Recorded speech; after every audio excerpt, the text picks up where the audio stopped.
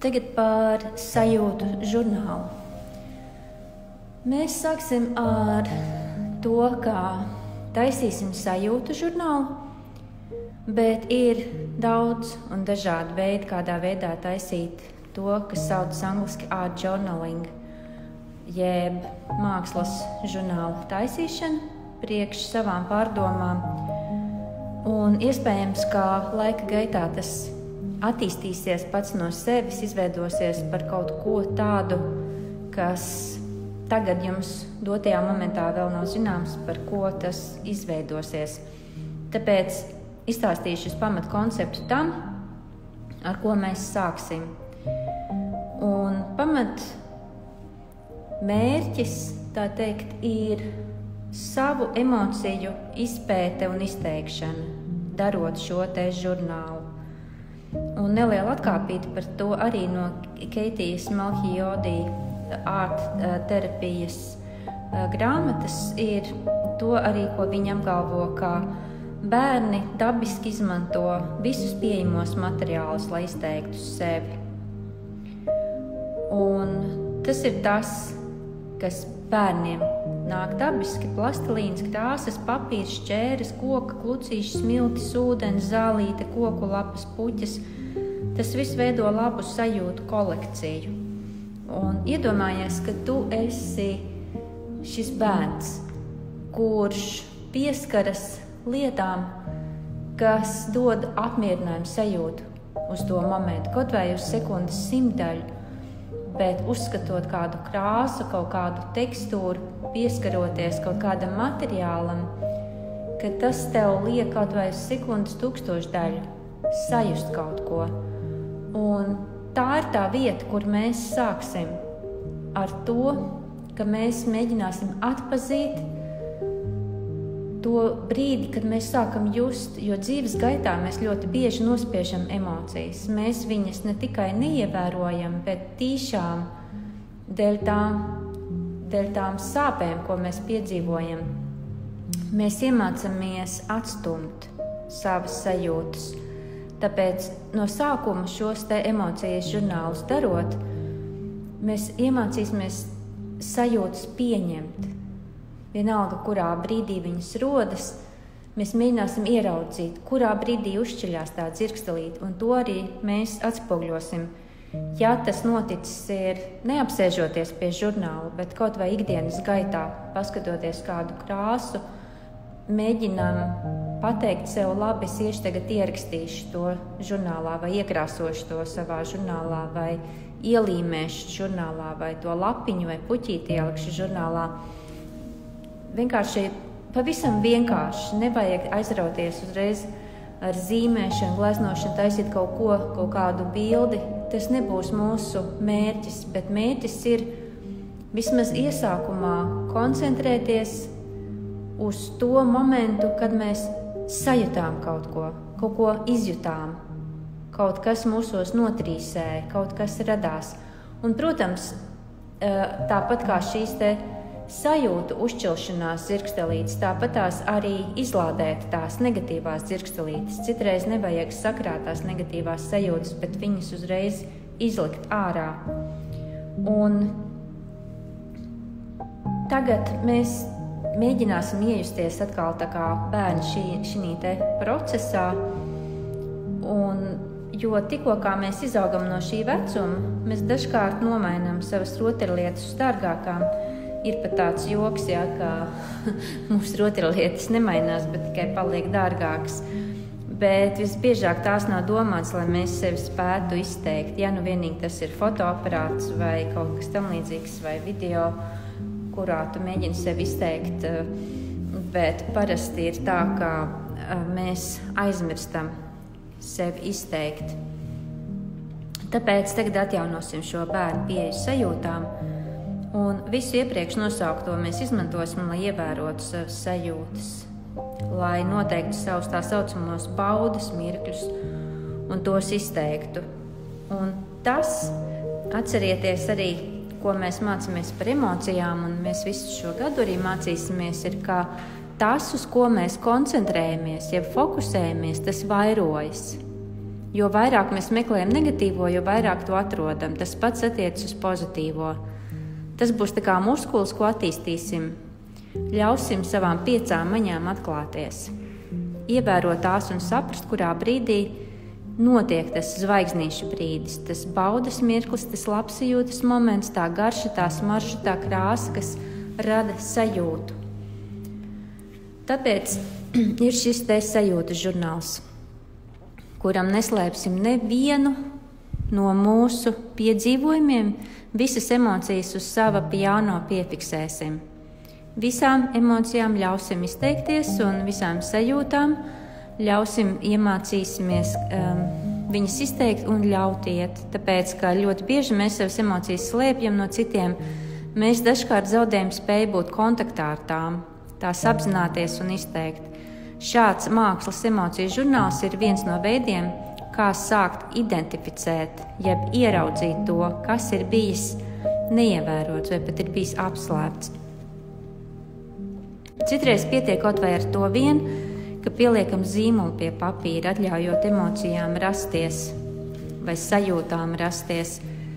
Izvēlies zīmēšanas bloku vai šādu grāmatas vai klades veida tā kā bloknotu, kuram ir zīmēšanas lapas, vai arī, ja jums tas nav pieejams, tad vienkārši zīmēšanas bloknotu, kuru kaut kādā veidā salieciet kopā ar kaut kādiem aģīšiem vai metāla rimbulīšiem, tā kā aizskar stangām apkārtie rimbulīši ir, vienkārši, lai tās lapas nepazaudējas vienu otru. No sākuma viņas var sakrāt mapē, bet pēc tam kaut kādā veidā vajadzēs salikt to kopā, lai skaisti un lai viņš satur visus kopā un lai tik tiešām iznāk kā žurnāls.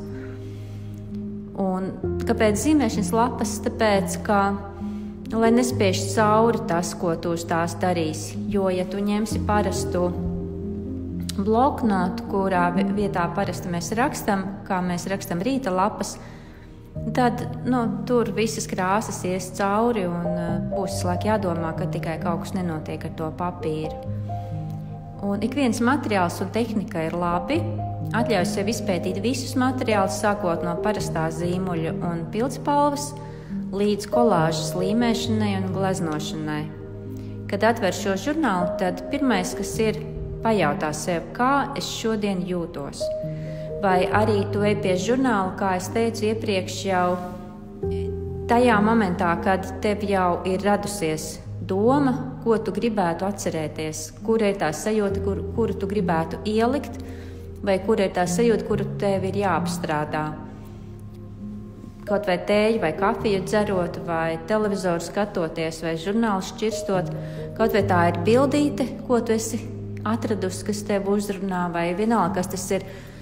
Tas var būt tikai asociācija, bet ja tu viņu sāksi likt uz papīra, es varu derēt, jo tas ir no pieredzes. Es varu galvot jau, ka tur atradīsies vēl ko pielikt klāt.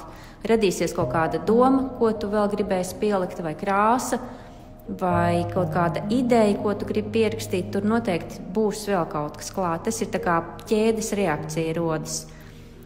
Bet, ja tu piesēdies pie tukša žurnāla bez kaut kādas domas, tad pirmais ir pajautāt sev, kā es šodien jūtos.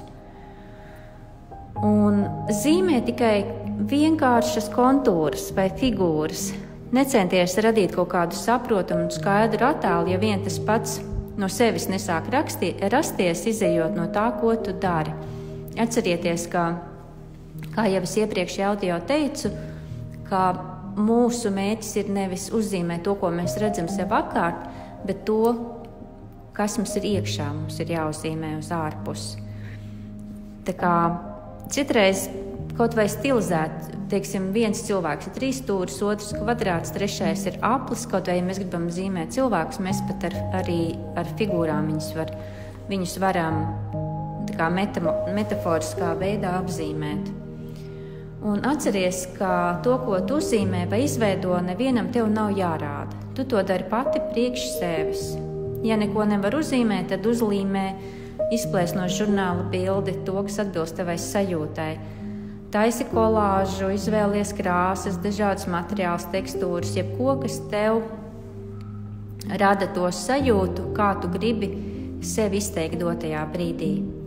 Un, kad esi pabeigusi, tad uzraksti datumu un nosaukumu, piemēram, mierpilnas sajūtas šodien, vai arī kā es šodien jutos darbā, vai kādu citu šo te virsrakstu, kad tu pēc tam atšķirs vēlāk pēc kāda laika un tev būs skaidrs, par ko ir tā bilde, ko tu esi tur uzlikusi. Uzraksti kaut ko par savu zīmējumu, vai nu blakus, ja tas ir tādā te žurnālā kā man, tad es labajā pusē lieku iekšā to bildi un kreisajā es rakstu. Es agrāk darīju tā, ka es rakstīju lapas aizmugurē, un es pat nevaru pateikt, kurš ir pareizāks veids, bet tagad dotajā brīdī es rakstu pa kreisi tieši blakus, jo tad, kad tā bilde vēl ir slapja, tad tagad pāršķirt otru pusi un rakstīt ir diezgan sarežģīti, un tur spiežas cauri, un tur īsti nesanāk tā pierakstīšana, tāpēc rakstu kreisajā pusē. Bet, ja jums nav iekšā žurnālā, ja jums lapas ir atsevišķas, tad gan jums ir jāraksta lapas aizmugurē, jo citādāk jums sajuks, kurš teksts, kurām zīmējumam ir klāt. Tā kā uzrakstīja kaut ko par to savu zīmējumu, vai nu blakus aizmugurē, vai atsevišķā kladē, nav tāda noteikuma, kur tieši rakstīt. Mākslas apskates laikā visus šos zīmējumus izklāju uz virsmas un izpēt, kādas ir galvenās tēmas, krāsas, simboli, kas tiek lietoti. Bet to mēs darīsim maijā, jūnijā kopā. Es ar jums darīšu, tā ka par to nereizējieties dotajā brīdī, bet jūs iemācīsieties, kādā veidā apskatīt tos savus mākslas darbus, ieraudzīt tās savas galvenās tēmas, simbolus un izaugsmi. Un atsevišķā video uzdevumā es jums pastāstīšu, kādā veidā jūs varat uztaisīt savu emociju vai sajūtu krāsu apli, vai arī uztaisīt savu krāsu nozīmi. Bet tagad sākam ar to, ka sagatavojam šo žurnālu, uzrakstam virsrakstu, jūs varat nosaukt, kā jūs gribat, kaut kādā interesantā vārdā, vai arī vienkārši mākslas žurnāls, un ar doodling palīdzību uztaisīt burtus, vai kaut kā savādāk iekārtot. Tā ir jūsu absolūti izvēle un iztēle, ko jūs tur liekat iekšā. Un vienmēr atcerieties, ka tas nav skolas uzdevums, neviens nepārbaudīs atzīmes, neliks, un jums arī sevi nav jāpiespiež to darīt. Ar laiku jums radīsies sajūta, ka jūs to vēlaties darīt un ka tas jums palīdz, tad būs drusku savādāk. Tāpēc no sākuma nevajag ar sevi runāt, ka tev tas ir jādara un tev senais to darījis ar tādiem pārmetumiem, bet ar sevi runāt tādā labestīgā veidā. Paskaties, mēs iesim un darīsim un taisīsim. Tā kā var teikt, savu iekšējo bērnu sarunā to vajag. Un pajautās, kurš ir tas materiāls, kurš tev tagad dotajā brīdī, kuru tu gribētu? Tu gribētu līmēt, tu gribētu krāsot? Kuru krāsu tu gribētu krāsot? Ūdens krāsu vai akrila krāsu vai gošu krāsu? Vai zīmolu, kas ir tas, vai arī parasto zīmolu, vai arī tu gribi vienkārši doodlingu uztaisīt. Un tādā veidā, to sākot darīt, tad arī pamazām atvērsies šī te vajadzība un nepieciešamība sevi izteikt. Un kā jau es arī iepriekš teicu, ka to var tikai un vienīgi caur pieredzi sajust, un jo vairāk jūs ļaujat sev to sajust vai pavadat laiku vairāk ar to, jo vairāk arī jūs sajutīsiet. Un jūs sajutīsiet tad, kad jūs ar sevi sarunāsiet, nevis kad jūs sev spiedīsiet vai pārmetīsiet. Un vēl vienreiz es pateikšu, kad sākam ar to, ka mēs jautājam sev, kā es šodien jūtos, kad tas zīmējums ir uzzīmēts, tad pieliekam turklāt arī datumu, nosaukumu un varbūt, ka arī gribas kaut ko pierakstīt klāt. Un pierakstīt klāt var gan zīmējumam otrajā pusē, gan kreisajā pusē, vai arī, ja jūs gribat tikai atstāt zīmējumus tajā kladē, tad iekārtojiet citu kladi, kur ielieciet datumu, lai saskantiet datumu un vienkārši rakstiet tad otrajā kladē tās savas pārdomas vai emocijas vai par sajūtām. Tā kā tam nav tāda likumi vai kaut kāda būtiska atšķirība vai nozīme. Galvenais ir, ka to jūs darat un ka ļaujaties un ka jūs eksperimentējat un atrodat to savu veidu, kas jums vislabāk darbojas. Jā, labi. Tiekamies tad vēlāk, gribēšu redzēt, kā jums iet un pastāstiet citām. Varbūt, ka mēs vienu otrai varam iedot riktīgi foršās idejas. Tā.